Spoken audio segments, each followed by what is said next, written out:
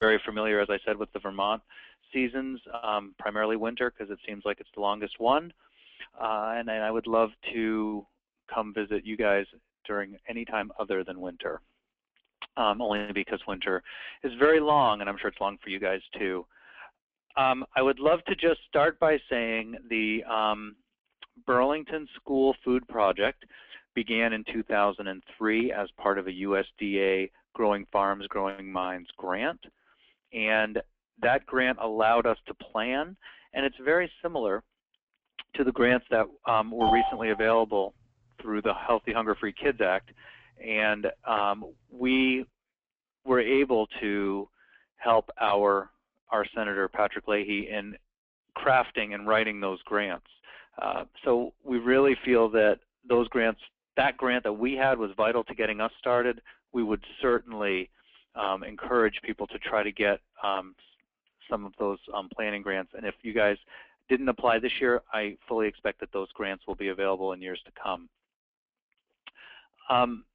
Burlington, Vermont is the largest city that Vermont has, though it still is by most standards very small. One of the things that's really interesting about Burlington, and this slide actually, even though it's relatively new, we are now at 4,000 students. Burlington is unique again in Vermont in that our districts primarily within our state are shrinking, but Burlington's does continue to grow. The reason for our growth is based on our being a refugee resettlement center. So you can see, you know, my perception of North Dakota is that English would be the primary language. Most children would be, you know, white children, and everything would be homogeneous throughout. And that's what a lot of folks think about Burlington as well.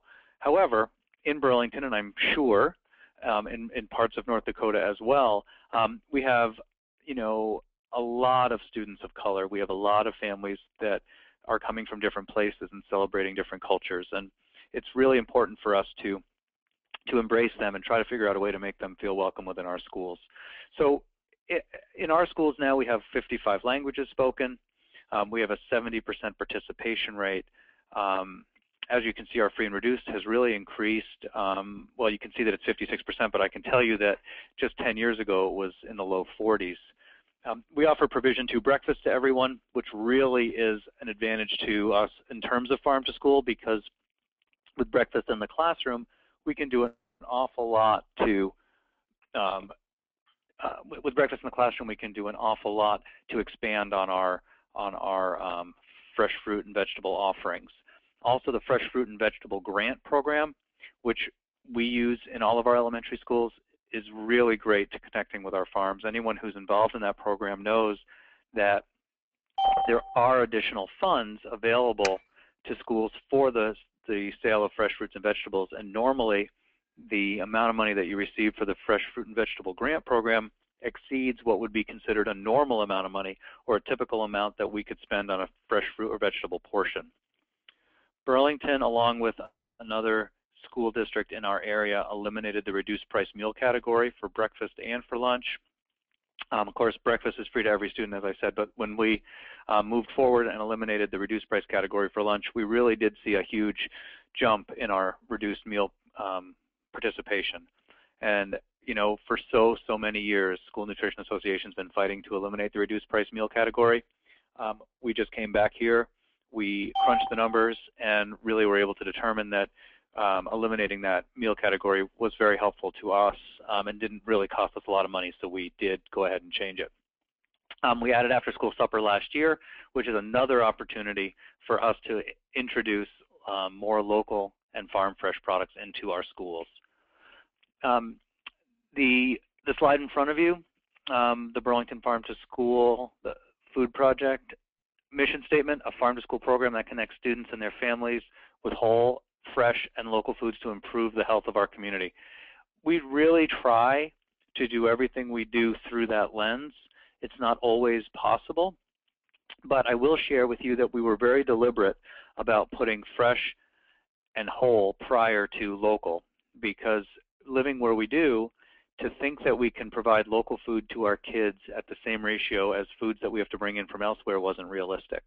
Many of the foods that we buy, just as many of the foods you buy, have to be brought in from states with longer growing seasons than we have. The trick is to somehow harness what we do have at the time in which we have it so that we can provide our schools and our kids with the most local we can, while also taking some of those food dollars and leaving them here in our community.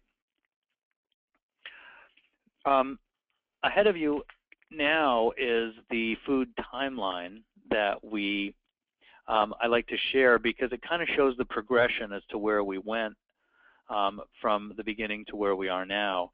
I mean, it would be very simple just to say, you know, in the very beginning we bought tomatoes and now we're doing our own beef. But there's so much that goes into those steps. So I'll just share a couple of them so as not to bore you too much or drag this on too long, but it's just, what's important, I feel, is that people recognize that farm to school is a slow and deliberate process, one that requires commitment from the food service director, but I think more importantly that the food service director has to be driving the train that's moving the school district in the farm to school movement. There are a lot of school districts in my area especially that are seeing what's being successful here in Burlington and seeing what's being successful in a lot of Vermont schools and trying to jump on and then bringing to their food service director, you know, hey, I saw that they're doing this in Burlington, you should be doing this too. And the reality is that many schools, for whatever reason, maybe it's infrastructure, maybe it's training, maybe it's equipment, just aren't ready to jump into it with both feet. It's vitally important that the food service director, one, that he or she wants to move in the direction of farm to school, but more importantly that once they decide they want to move forward, they are given the help to create the infrastructure that makes it successful.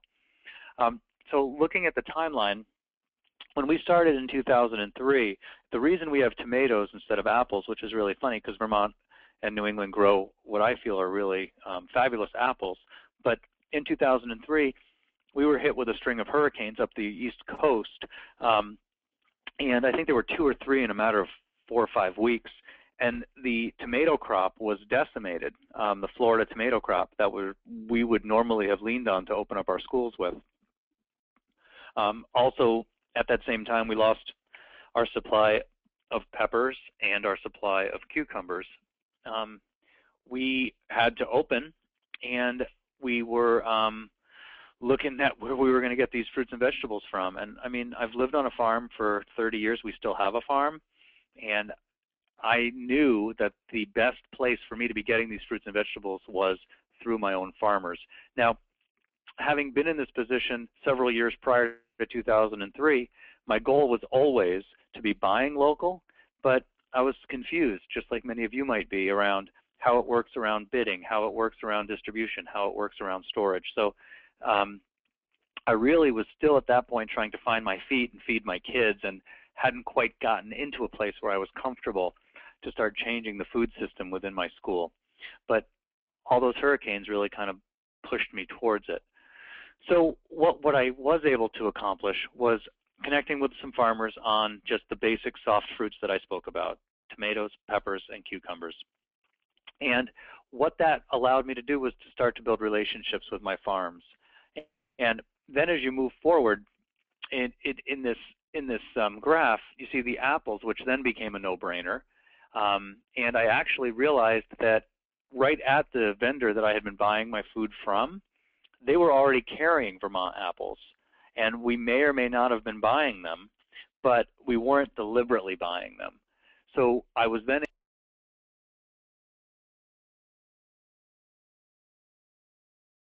going to make, I'm sorry? I was saying to my my largest orchards, what do I have to do to make this happen? What do I have to do to make these prices maybe more competitive? What do I have to do to introduce new varieties to my kids? And all of this started my ability to create relationships with these farms. There are some logos and names up there that I hope you find to be somewhat familiar. Cabot, I don't know if maybe you have Cabot cheese there, or if you're stuck eating that Wisconsin cheese, but Wisconsin does make great cheese. But Cabot is a farmer-owned cooperative here, and it did connect me with some other farms that we were able to then move forward with and create relationships with. Also along that top row, you'll see the Vermont Village Cannery. They make applesauce in the cool little applesauce cups. We'd been buying Mott's applesauce in an applesauce cup. Vermont Village Creamery came in, seeing what we'd been doing. They matched the price. They gave us a really cool opportunity to work with them on labeling, so it looked really kid-friendly and something that the kids were interested in, and they really wanted to be on our trays. Stonyfield Yogurt is another great example of someone who simply wanted to be on our tray and did what they needed to do to make those products meet our price point. On the bottom towards the left, you'll see that there's a young man going through the salad bar. When we first started, we decided that we needed to survey our kids and see what it is they wanted and what they needed. And one of the things that they wanted to do was to serve themselves and choose the foods that they wanted to eat. So we went ahead and added salad bars, which really helped us to jump the volumes of the foods that we were buying. And as you can see, looking at the pictures, we were able to go right from tomatoes and apples all the way to beef. And right now, Vermont beef makes up about 50% of the beef that we're using in the Burlington School District. The graph in front of you, you can kind of see where we had the biggest growth. And what I find to be really great about this chart is that the blue section, the distribution section, those were foods that we were actually able to move into Reinhardt's produce list, foods that we were able to push in and say, you know, we're only going to buy apples from Vermont. If you want to sell them to us, then you're going to need to bring them in, or we're going to go direct to our farmers and buy that. Now, all the Vermont beef that we're buying, we moved through Reinhardt. All of the new dairy, we were able to bring in new milk that was 90% Vermont milk, Vermont fluid milk. Makes a big difference for us, and it makes a big difference for our vendor. And it's also important as we move forward creating relationships that we don't cut off our vendor or our distributor, because really everybody needs to be on board with this. Nobody can think that we're just going out to cut throat and look for the cheapest opportunity that we can. We need to build relationships that are long-lasting. One of the things that we have been able to do, I feel, that has been done well, is that we bring the students in terms of how we decide what we're going to bring in and how we're going to bring it in. The Vermont Meatball Project was our biggest, and I feel what was considered to be one of our most difficult. It took us many years to find a processor, to find a supply of animals, and to find somebody to take the raw ground beef and cook it into a meatball, or cook it into a taco meat, or cook it into a beef crumble, because we didn't want to be handling raw meat within our kitchens, because with many of our kitchens being small and a lot of our food being served raw, we were really concerned about cross-contamination. So if you look at the picture of the Vermont meatball, our surveys are very, very simple. The children in this school are K through 5, and they were each given a colored dot. And I just wanted them to know if they tried it and if they liked it. And we really did find that to be very successful. The other thing that we did, what was really successful here, was that we were able to use the flavor profile of a meatball that they were already comfortable with. It happened to be a half-ounce Tyson meatball, and I'm sorry, a 1-ounce Tyson meatball. And I was able to bring that to my processor, and we were together able to match that product. Also working with the beef, you know, going to the processor, because the processor is so local, I was able to spec a taco meat that was gluten-free. Same with my beef crumble. We were able to really monitor what went into that in terms of fat and sodium, and really felt that we put ourselves in a good position to be successful, because the other piece of this is, once you negotiate a price with your processor and your farmer, you're really creating for them a business that they would rather not see go away. I mean, we're really competitive. We do go out to legal bid, but at the same time, it's vitally important that they feel that this is a long-term commitment and relationship, not just a one-time deal. One of the things that I'm most proud of here in Burlington is our ability to connect with our local community. And I think that the Bread CSA, which was the first time we did this was like 3 years ago, is a really good example of that. I wanted to be able to offer handmade local artisan bread to my students for lunch, but I didn't have enough money, quite honestly, and the bread per portion cost that I'm able to allocate, 12, 15 cents, did not make it possible for me to buy this product and offer it on my main line. And we do very, very little, almost no a la carte, and we certainly don't do any a la carte in terms of entree items. You know, we do some bagged chips and some bottled beverages, but we really don't offer entree items as a la carte. So it was vital to me to have that product come in at a price that I could then turn it around and give away for lunch, or really, you know, to sell on a reimbursable tray. So we went down to the bakery and explained what it is we wanted to do, and the owner of the bakery was very receptive. And what we came up with was a loaf of bread that sells roughly for $2. Sells for about $4 a loaf wholesale. And we were able to negotiate a price with the bakery of $2 a loaf if we could guarantee 100 loaves a week. And we guaranteed the 100 loaves a week. So 100 loaves a week at $4 $2 a loaf is $200. We went out and found 100 members, 100 employees who wished to buy a loaf of bread every week, and we sold them that loaf of bread for $4, which was basically a standard price that they would be able to get that bread for anywhere else. That netted us a $2 profit on each loaf of bread, which we then returned to the bakery for day-old breads and other products that we were then able to use to buy, so that we were able to offer breads to our kids. So in a nutshell, I was able to sell bread to my community, which made my bakery happy at the rate of about 100 loaves a week. We were able to invest we were able to invest $200 a week back to that bakery to help cover the cost of the bread that had come to us, while then being able to get day-old bread from them with that additional revenue, so that we were able to offer grilled sandwiches for my kids here at many of my schools. Also, you can see that we were able to make croutons back in the day when you were able to have croutons on your salad bar. We can no longer do that, but we are still looking at doing grilled sandwiches through them. And it has been a really successful model. And parents like it, kids like it, the community likes it. It's really been something successful for us.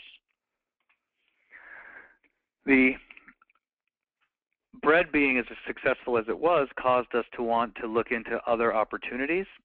And one of those opportunities was a winter share. So what we have available now to our families is a winter CSA. CSA is short for Community Supported Agriculture, and the goal is that we buy products from the farmer as they are most prevalent and most available, and then we provide it to our community, to our teachers, to our parents, whoever wishes to take part in this. Last year was the first year we tried our school farm share, and we had about 75 members. And what that looks like is the Intervale Food Hub, which is the name on the yellow basket in front of you. They will deliver these baskets to our schools every Thursday, and the parents, upon either picking up their children after school or the teachers upon leaving for the day, will pick up this basket and take their product home. It's a 22-week process, and it's roughly a $20 a week commitment. one of the things that's really cool about this is that we will often, on our salad bars within those schools, offer a product or products that are in the basket for the week on the salad bar. So we would have a kale recipe, or we would have a beet recipe, or parsnip or carrot or potato or other recipe that the child is then familiar with, and hopefully a recipe that the child enjoyed. And we will send that basket home with the child so that maybe the student can then say to the parent, you know, this is something that I had on my salad bar today, to kind of give an opportunity for the parent to then have more success in getting the children to eat the food that's being sent home. And I really feel that that's the integral part. That's the change that has to happen. We need to have our kids going home and being comfortable eating the fruits, the vegetables, and the whole grains and legumes that our parents should want to be feeding them. It's very difficult to not see these items at lunch at school and then try to be getting your kids to eat it. I mean, here right now in Burlington, it's so easy for me to say that kale is one of the most popular vegetables for my kids on my hotline. Sweet potatoes, one of my most popular potato items. I mean, we don't do French fries anymore at all, and sweet potatoes are something that's really easily taken their place.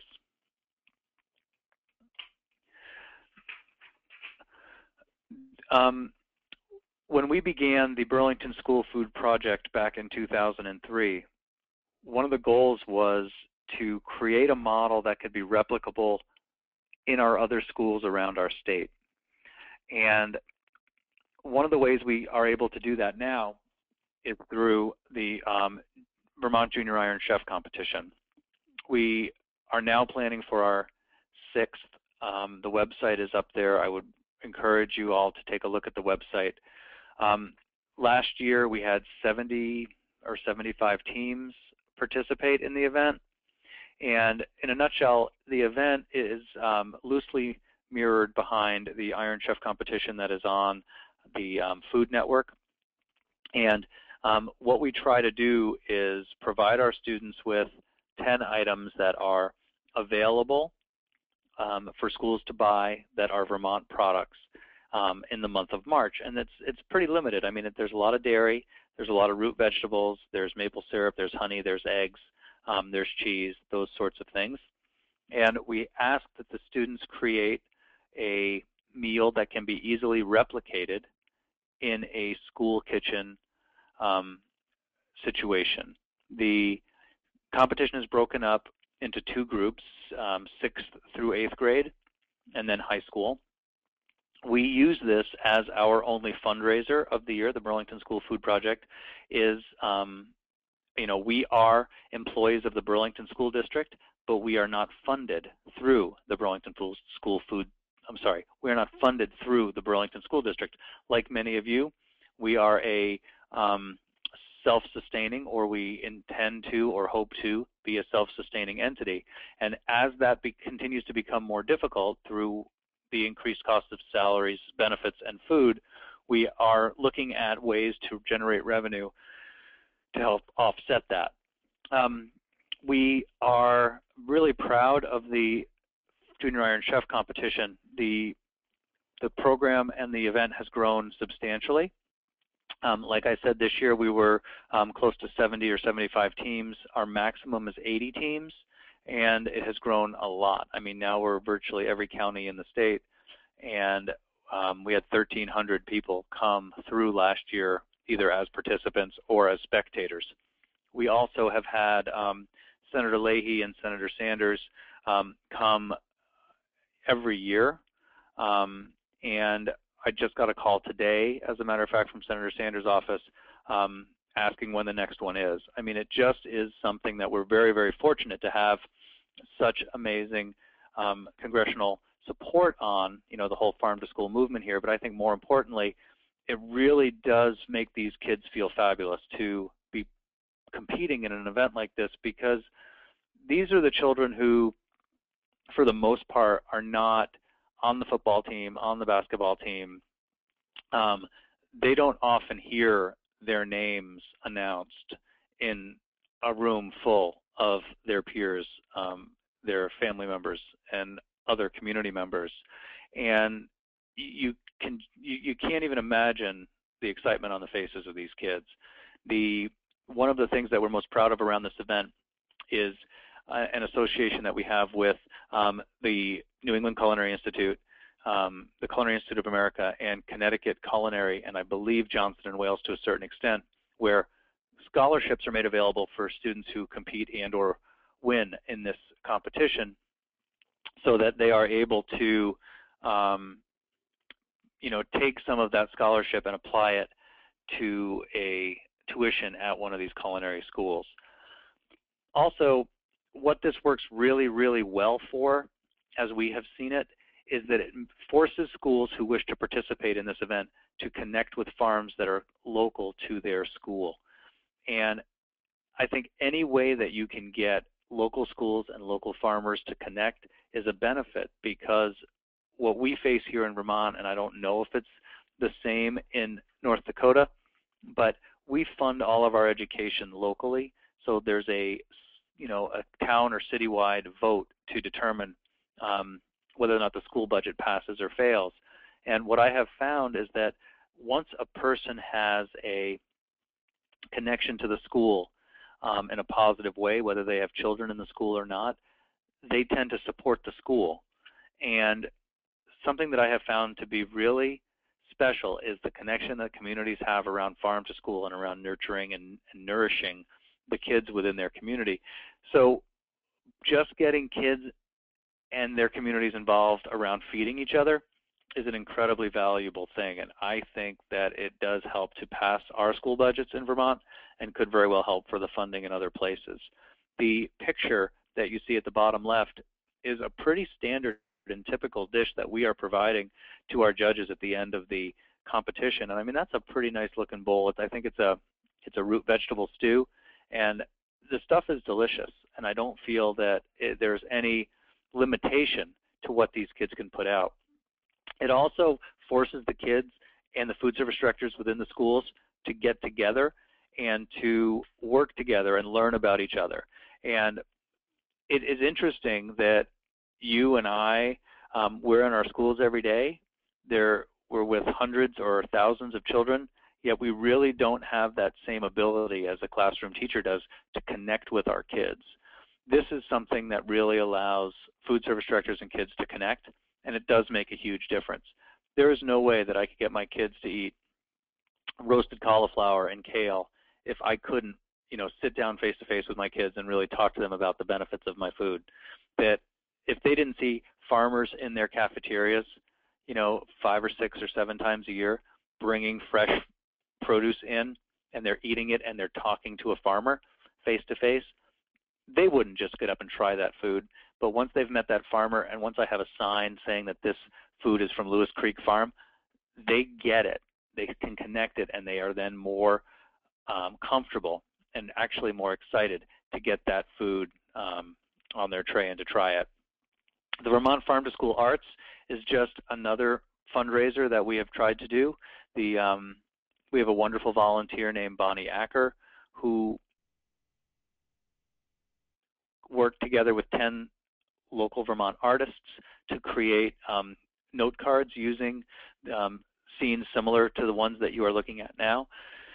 And the reason that we went in that direction was that often schools are finding themselves competing within their own walls, and that's not a healthy place to be. If a club within your school needs to sell candy to make the money they need to buy uniforms or to pay for their bus or for whatever purpose, that is not a comfortable place to be for us as food service directors.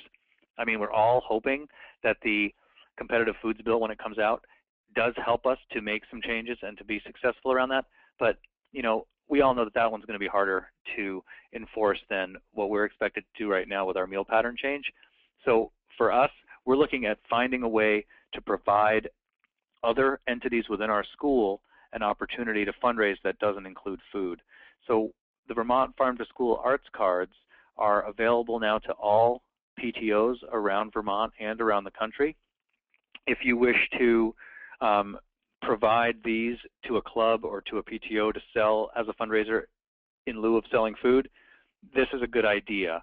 And there must be something within your communities or your state to also provide a way that is not a food-based fundraiser, because if people are raising money through food, then food is not respected in the way that that really we're trying to get it to. They're not raising money selling carrots. They're raising money selling Kit Kat bars. And Kit Kat bars are delicious, but they really don't belong as a primary fundraising tool within our schools. So we have to figure out a way to balance what we want to do and not make it look so out of place with what perhaps has become what kids think is normal within their school walls.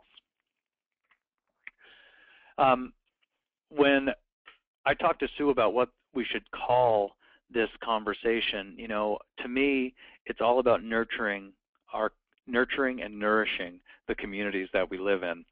And there isn't really any good way for us to show our communities what we're buying, what we're serving, unless they're willing to come in and eat it. And many of our parents just don't have the time to come in and eat lunch with their children. I mean, it would be fabulous if parents came in and saw what we were serving, as opposed to only taking the word of a 12-year-old and their friends as to what the food looks like at school.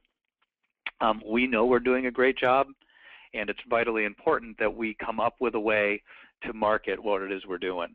So we've come up with this project called Lunch for Dinner, and what we do is serve a meal that is identical to what the children may have seen that day or that week in school, and we offer it for free. We use proceeds from the Junior Iron Chef event to help fund this, and we work on marketing it in a way that allows us to get as many parents in the door as we can. So, for example, we might do it on a night that they're doing a play. We might do it on a night that they're doing an open house or something along that way, along those lines.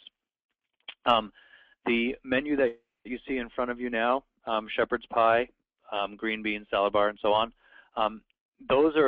that's a typical menu that we serve, and you can see that it's February. And the reason we put February up was because that is, as you guys know, the middle of winter. That's not the end of winter. That's not like, you know, that's not when the woodchuck or the groundhog saw a shadow. You know, we're looking at another 2 months of winter after that. So it was vital for us to be able to show that really in the middle of winter we're able to provide some really fabulous local food. So the shepherd's pie that we run is made with our beef. The steamed green beans are made from beans that we have frozen during the summertime. The salad bar, again, prior to the new regulations, did have a lot of local dairy on it, cottage cheese, yogurt, and shredded cheese.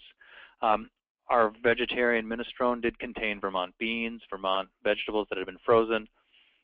Our red head and bread was baked right here in Vermont as part of that bread CSA. And the apple crisp, which is the only addition to this menu that children would not normally see on a regular day, is made using Champlain Orchard's apples that are still available in February, and Vermont milk, of course, is included in everything. And what this was able to do for us was to get parents to see what foods we make available to our kids on a regular basis, what the menu might look like when they see it, you know, on their refrigerator, and what the food looks like. So when they're reading it to their kids, they can say, hey, I saw that salad bar. There's plenty to eat on that salad bar. And it really does help generate some good conversation. On the other side of the page is the harvest dinner that we did in October. We try very hard to have those harvest dinners correspond with National School Lunch Week, which is really great for us because October, as you know, has now been classified or designated as National Farm to School Month. So we work really hard in October to have as many local foods on our lines as we can. And it's really important to us to get people in there to see it. And the Hunt PTO community dinner, we probably get 600 or 700 people come to that. And the Hunt PTO does help us pay for that. But more importantly, I think it gets people in the door. it's vitally important to us that people see what it is we're serving and see what it looks like, because everything that we serve for those kids is the same, or I'm sorry, everything that we serve at that meal is the same that those parents, um, same as we serve to the kids. So I want the parents to see what those children are being served. We don't stage these meals, but we do want parents to see what it is we're serving. Um, Also, at the Hunt dinner, especially the one that's in October, the weather is still really, really nice here in October. We often get people coming to visit. You know, these are the kind of that's the kind of night where we would invite our Northeast Regional Office from USDA to come. We may very well have some local politicians. I know that Senator Leahy Sanders and Congressman Welch have in the past been at these meals.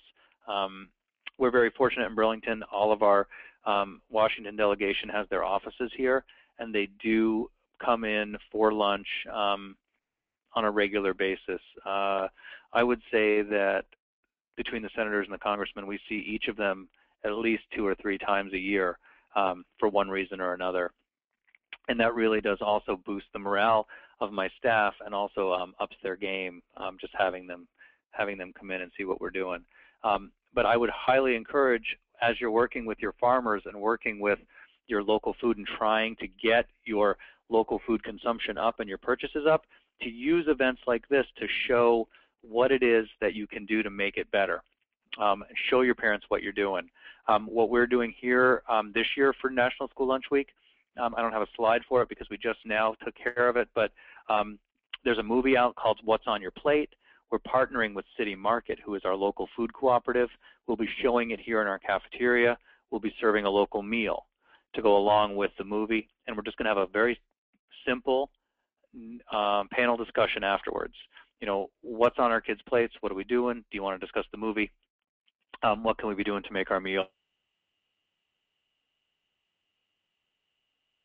a food project? To our staff is we now have our own grant writer.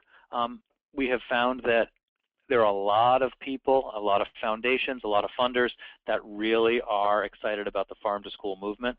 And I am not a professional grant writer, and the grants department within my district doesn't have time to be working on grants that we think are good-sized grants, you know, $5, $10, $20, $30,000. They're really focusing on grants that are, you know, 6- and 7-figure grants. We felt it really important to bring in somebody to help us write the grants that we need to keep moving our programs forward in a positive way.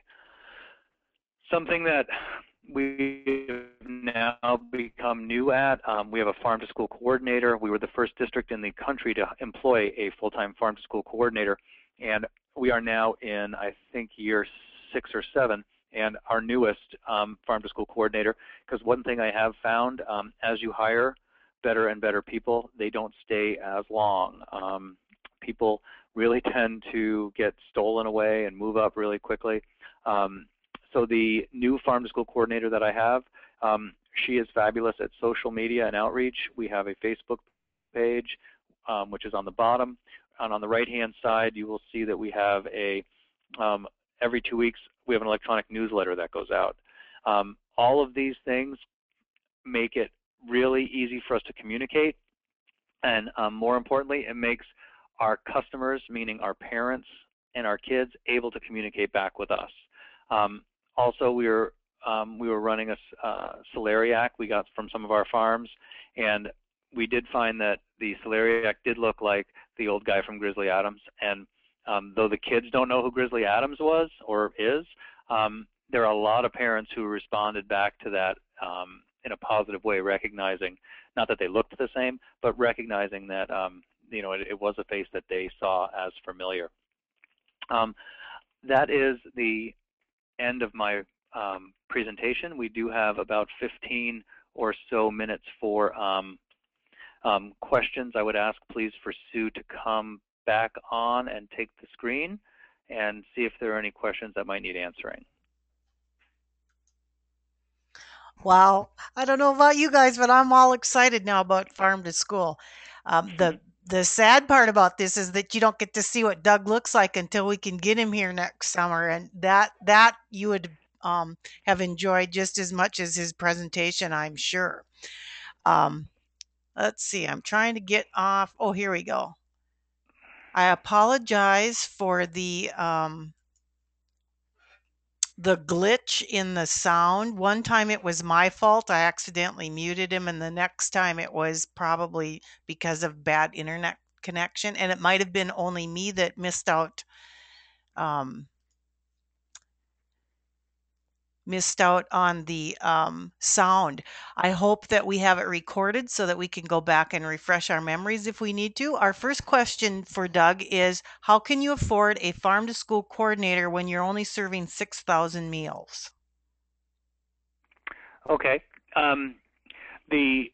We started our farm to school coordinator as part of the original grant, and then we were able to take on her role as part of our overall operating expense.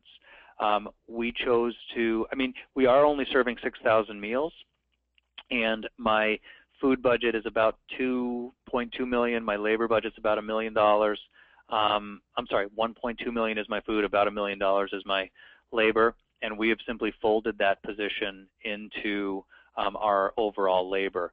What we needed to do was reduce the number of employees that we had. So as employees retired or moved on for one reason or another, we tried to leave some slots open that freed up some money to allow us to hire a farm to school coordinator. Now, does your farm to school coordinator work strictly with your school district or with the entire state? Our farm to school coordinator works specifically for our school district. Though, as I was speaking about earlier, everything that we do try to share with our state. So we are all very active in our School Nutrition Association, and as you as Sue saw here in Burlington, many of my employees did presentations at the Farm to Cafeteria Conference, as well as presentations at our Child Nutrition Summer Institute this summer. And amazingly enough, the first couple of farm to school conferences I attended were mostly farm to school state leads and other people. This year's conference had 800 people, and many of them were food service directors and other school officials. So we're breaking out a little bit into the population that really needs to hear people like Doug and Doug's employees. There is a question here about some of the regulations that you face with freezing produce, or securing or procuring beef from a local farmer, as well as eggs. Do you buy eggs off the farm, and are you faced with any kind of regulations for purchasing these items? Okay. We don't buy eggs currently. We find that because I'm just like you guys, I got $1.30 to make lunch. So I find that the government, the USDA foods eggs that come, because Vermont does do, sorry, I just had a drink because I was starting to get tongue-tied. Now I'm more tongue-tied. Vermont does not do any commodity processing at all. So I find the USDA foods liquid frozen egg that is provided to be a very good buy for what we would use eggs for. So we are using those eggs, not local eggs. In terms of the beef, we use only USDA inspected Vermont grass-fed, free-range, antibiotic-free beef, and it is processed, and I have worked an arrangement where my primary vendor, Reinhardt Food Service, buys that product from the guy who's processing it for me. So it fits directly into the ground beef bid that I have, and Reinhardt then holds the product for me when it's complete and then bills it out to my schools as we buy it. I hope that makes sense. It took us a really long time to work that arrangement out, but it really is a terrific fit. The chicken that I buy, again, is inspected, and it also goes to the same processor that cooks and processes my beef. Everything comes to me cooked. My processor does my salmonella, E. coli, and listeria testing. He packages it in a boil in a bag or an ovenable bag, and Reinhardt then stocks that item and keeps it in my keeps it at their plant, and then my schools order it as they need it. In terms of freezing vegetables, we bring the vegetables in. The model that we used most often was to bring those products in: green beans, broccoli, butternut squash. We would blanch them, chill them, and then freeze them. Based on Vermont Department of Health regulations, that is fully within our right to do that. Now, what we're doing this year, which we find to be substantially more efficient, we buy a pallet of broccoli, 300 or 400 or 500 pounds. We have it delivered directly to a place called the Vermont Venture Center, which is a nonprofit commercial kitchen, and they process it for me. One of the great things about working with them is they too are an inspected kitchen, but they reach out into our community and in many cases hire employees who are otherwise abled. So they tend to use employees who may be hearing or sight impaired. They may be in need of assistance in other ways. So we're really happy to help them and keep those community folks employed, while at the same time, because Burlington pays a livable wage, my starting salary for kitchen employees is $15.28 an hour. So if I can get that food processed less expensively, it benefits me and it benefits the folks that are doing that work. But the Department of Health is right on top of us with everything that we're doing, and they're a great partner with us. So I'm confident that we are following all the regulations. That's awesome. And the fact that we toured Pete's Greens, which was one of the local farmers in Vermont, and he has at least 12 or 14 employees, and they are all paid a livable wage. So your entire state must be doing that, which is kind of cool. I don't know that the state, we're not all doing livable wage, but there are an awful lot of folks that are. So we're pretty fortunate. I mean, but it is awful challenging sometimes to try to afford some of those additional costs. So Deb Eglin wants to know if you could clarify that you said you are not using local eggs, correct? But you're having chickens processed within the state, or are you sending them out of the state?